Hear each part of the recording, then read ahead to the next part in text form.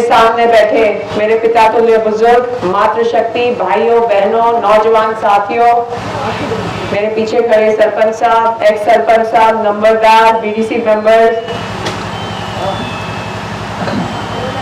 सबसे पहले तो मैं आपको एक बात बता दूं, चरखी गांव मेरे दिल के बहुत ही करीब है और हमेशा से ही बाबा ठाडेश्वरी की असीम कृपा रही है। तो एक बार बाबा ठाडेश्वरी का नारा लगाए, जय बाबा ठाडेश्वरी की, बाबा ठाडेश्वरी की, बाबा ठाडेश्वरी की। यूं ही इस गांव पर, गुहान पर बाबा ठाडेश्वरी की कृपा बनी रहे, हम सभी पर बाबा ठाडेश्वरी की कृपा बनी रहे, आशीर्वाद बना रहे। जैसा कि मेरे से पहले फोगाट खाप के प्रधान बलवंत फोगाट जी ने कहा, ये चुनाव नहीं, ये फसल और नस्ल की लड़ाई, फसल और नस्ल की लड़ाई है। और आज से 4 साल पहले जब किसान आंदोलन हुआ था, हम सबने ये इरादा बनाया था कि मौका मिलते ही इस भाजपा सरकार को उखाड़ फेंकेंगे। आज वो मौका आ गया है, आज वो मौका आ गया है।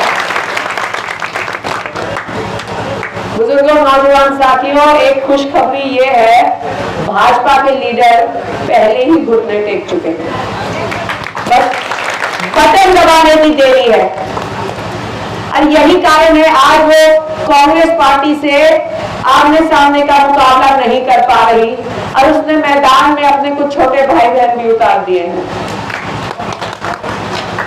चाहे जजपा हो, चाहे इनेलो हो, ये कड़वा सच है, वो बीजेपी के इशारे पर ही नाचते हैं।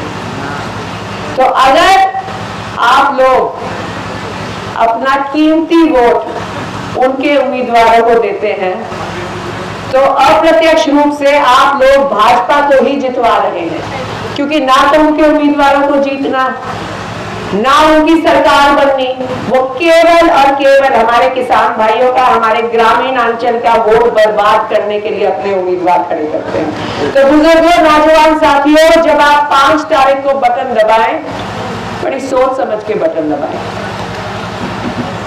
कांग्रेस पार्टी एक ऐसी पार्टी है जिसने कभी भी ग्रामीण अंचल या किसान भाइयों की आंखों में कभी आंसू नहीं आने दिए।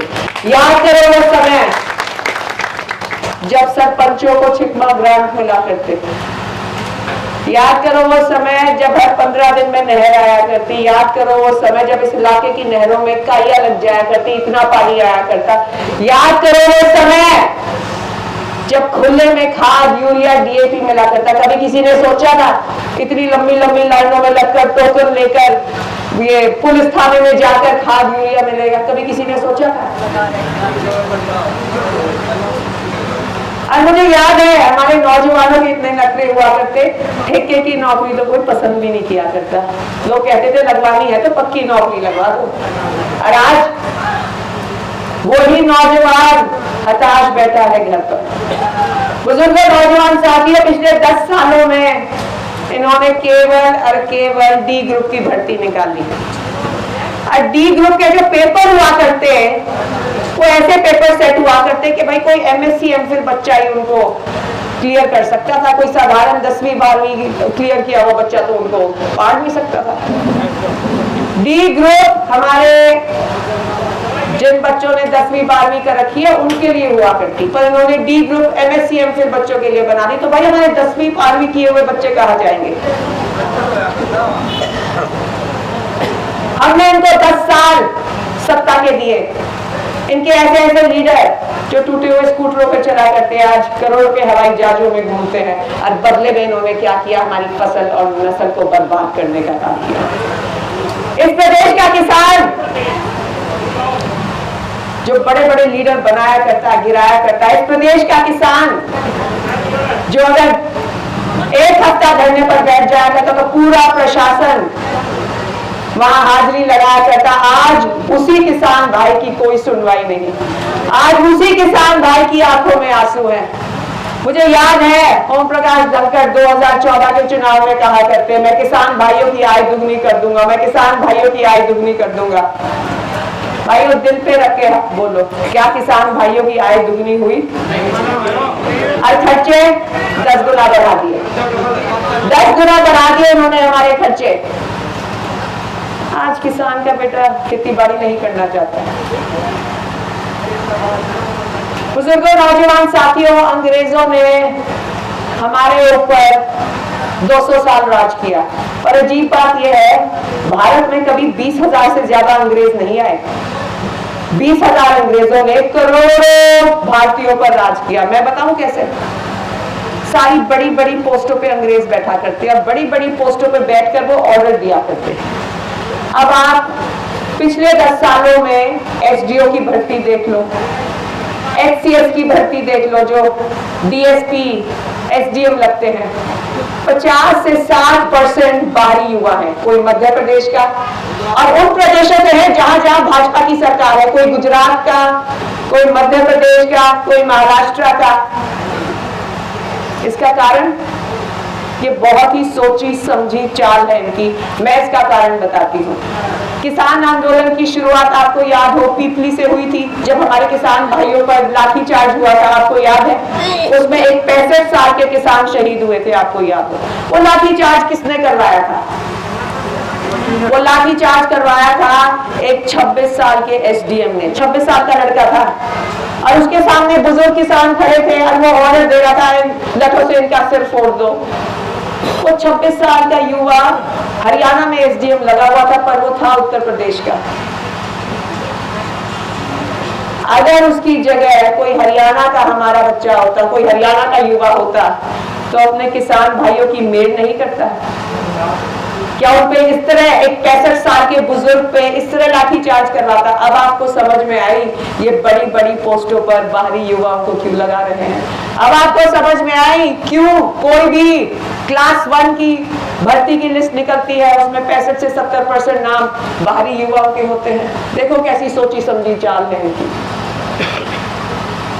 जो नीति अंग्रेजों ने 200 साल पहले अपनाई, आज वही नीति है हरियाणा पर अपना रहे हैं। हरियाणा को भाजपा ने कभी अपना माना ही नहीं। हरियाणा को भाजपा ने, और मैं आपको उदाहरण देके बताऊं, ये केवल भाषण नहीं है।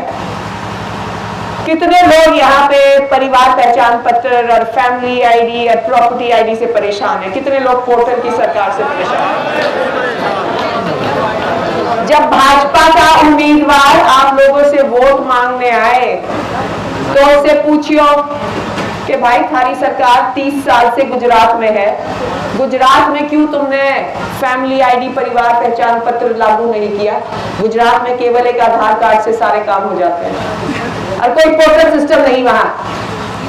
इनसे पूछना, 20 साल से तुम मध्य प्रदेश पर राज कर रहे हो, 20 साल से क्यों मध्य प्रदेश में तुमने परिवार पहचान पत्र, फैमिली आईडी, प्रॉपर्टी आईडी, ये पोर्टल की सरकार वहां क्यों नहीं लागू की? 7-8 साल से उत्तर प्रदेश पर राज कर रहे हैं, वहां भी कोई परिवार पहचान पत्र, फैमिली आईडी, कोई ऐसा सिस्टम नहीं। उत्तराखंड में इनकी सरकार है, राजस्थान में इनकी सरकार है, महाराष्ट्र में इनकी सरकार है, कहीं भी फैमिली आईडी, परिवार पहचान पत्र, कोई ऐसा सिस्टम नहीं। केवल और केवल ये बीमारी हरियाणा में है, सिर्फ और सिर्फ हरियाणा में। और यही कारण है कांग्रेस पार्टी ने हरियाणा की जनता से वादा किया है, अगर 8 अक्टूबर को कांग्रेस की सरकार बनी, 9 अक्टूबर से ये परिवार पहचान पत्र, फैमिली आईडी, सबसे आजादी दिलवाएगी आपको कांग्रेस की सरकार। जानबूझकर ये इस तरह के सिस्टम लेके आए ताकि हरियाणा की भोली भाली जनता इसी में बिछड़ी रहे। कोई महिला 10,000 कमा रही है, उसकी 1 लाख दिखा दी और उस बहाने से उसका पीला राशन कार्ड काट दिया।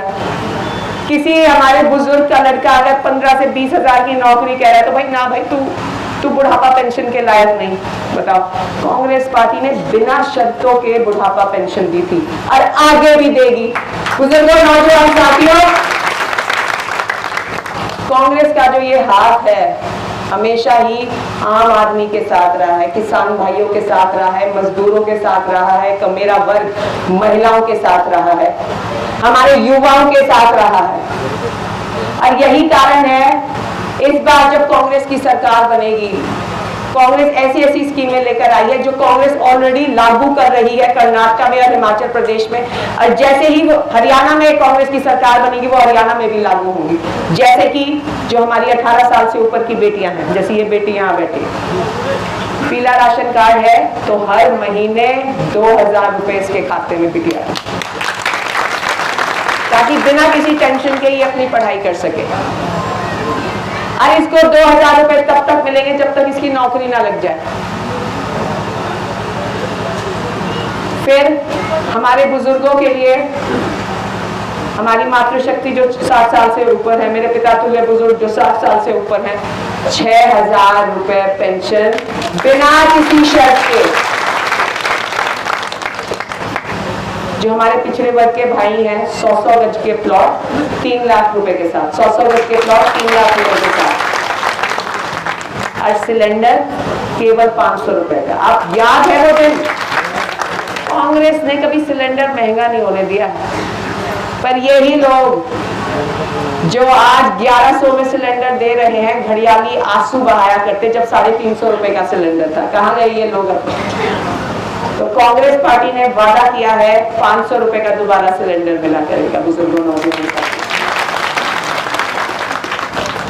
और जो का पहले डीएपी खाद यूरिया छुट्टी में ये खुले में मिला करता, दोबारा वही होगा। अरे सरकार ने 18% टैक्स लगा रखा है आपकी डीएपी खाद की बोरी पर। पहले तो बोरी आधी कर दी, ऊपर से उस पर 18% टैक्स लगा दिया।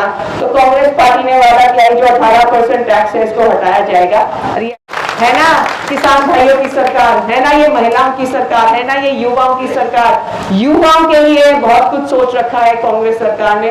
कांग्रेस ने हमेशा ही पक्की सरकारी नौकरी दी।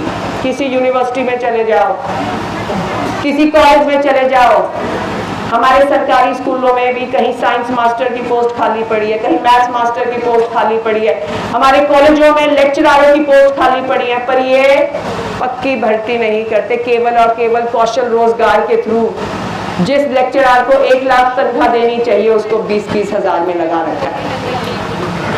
तो कांग्रेस पार्टी ने वादा किया है ये जो 2 लाख पोस्टें खाली पड़ी हैं इनको भरेंगे। और बुजुर्गों नौजवान साथियों, एक बात याद रखना, सत्ता में हिस्सेदारी बहुत जरूरी है। आज तो शाम हो, बारडा हो, लोहारू हो, हर जगह कांग्रेस की लहर चल रही है। और अगर दादरी की जनता चूक गई तो दोबारा 5 साल बर्बाद।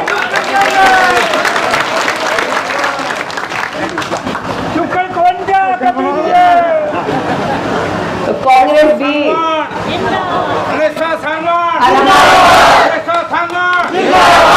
और हमारे जो फौज में भर्ती होना चाहते हैं हमारे युवा, 2 दिन पहले भाई दीपेंद्र हुड्डा रानीला गांव आए थे और ये वादा करके गए थे जिस दिन हरियाणा में कांग्रेस का मुख्यमंत्री बना, पहली कलम से चिट्ठी लिखी जाएगी कि भाई इस अग्निवीर योजना को रद्द किया जाए और दोबारा जो नियमित भर्ती हुआ करती फौज में उसको शुरू की जाए। मौज ही मौज है छत्तीस बिरादरी की कांग्रेस की सरकार में, मौज ही मौज। बुजुर्गों नौजवान साथियों, मैं आपको एक किस्सा सुनाऊं। मैं सावड़ गांव गई।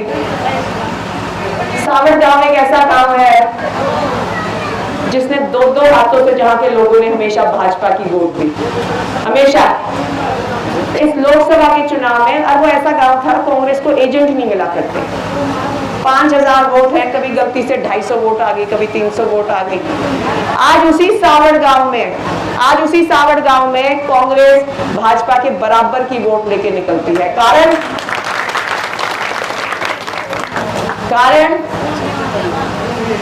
कारण वही है जिस कारण से आपकी सुंडियां काटी जाती है। आज वो सावड़ बूंद बूंद पानी के लिए तरसता है। क्यों? वहां का सारा पानी हमारा सिंचाई मंत्री अपने हलके में ले गया, क्योंकि उसको हरियाणा का सिंचाई मंत्री नहीं बनना, उसको केवल लोहारू का सिंचाई मंत्री बनना है। बड़ी सोच उसको नहीं रखनी। आप जानते हैं आपकी इतनी जल्दी ये सुंडियां क्यों काटने आते हैं? ताकि लोहारू तक पूरा पानी जा सके। एक गांव में इन्होंने 15-15, 20-20 लाख का नुकसान कर रखा है। एक भाई की सुंडी 12 से 15 हजार रुपए की आती है। और क्यों काट के जाते हैं? ताकि एक भाजपा का नेता एक महान नेता बन सके। ताकि सुर्खियां बटोर सके, ताकि अखबारों में ये आ सके कि भाई ऐसा महान नेता है जिसने लोहारू जैसे सूखे इलाके में पानी पहुंचा दिया, हमारे बच्चों को तिसाया मार के, हमारी फसल बर्बाद करके वो नेता महान नेता बनना चाहता है। क्या ऐसी पार्टी को आप वोट दोगे? नहीं। बुजुर्गों, नौजवान साथियों, मेरा बस यही निवेदन है, हाथ जोड़ के आपकी बेटी, आपकी बहू एक ही निवेदन करती है कि इस बार इतनी जोर से बटन दबाना कि अगली बार बीजेपी का कोई टिकट मांगनी नहीं हो, इतनी जोर से, इतनी जोर से बटन दबाना कि उसकी गूंज चंडीगढ़ और दिल्ली तक पहुंचे। और अब मैं एक नारा लगाऊंगी, मैं कहूंगी कांग्रेस आ रही है, आप सब कहोगे भाजपा जा रही है। कांग्रेस आ रही